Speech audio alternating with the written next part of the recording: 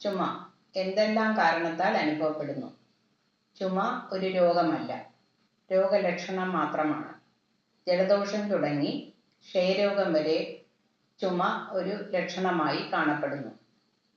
പൊടിപടലങ്ങൾ, പുക എന്നിവ ചുമയ്ക്ക് കാരണങ്ങളാണ്.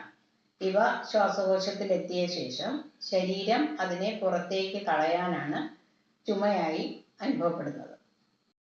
ഇതിനുള്ള ചികിത്സ താഴെ പറയുന്നു.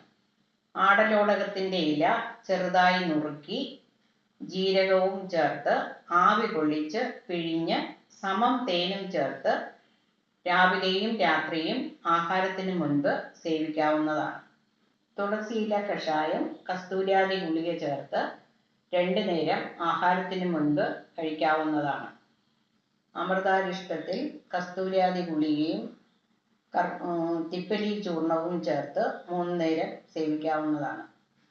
താലീസപത്രാദി ചൂർണം തേനിൽ ചാലിച്ച് ഇടവിട്ട് നാക്കിലിട്ട് അലിയിച്ചിറക്കാം. രോഷാദി വടകം, താലീസപത്രാദി ചൂർണം, വാശാഹരീതകീ രസായനം, കണ്ടകാരി ലേഹ്യം എന്നിവയിൽ ഏതെങ്കിലും ഒന്ന് ഇടവിട്ട് സേവിച്ചാൽ ചുമയ്ക്ക് ആശ്വാസം കിട്ടും.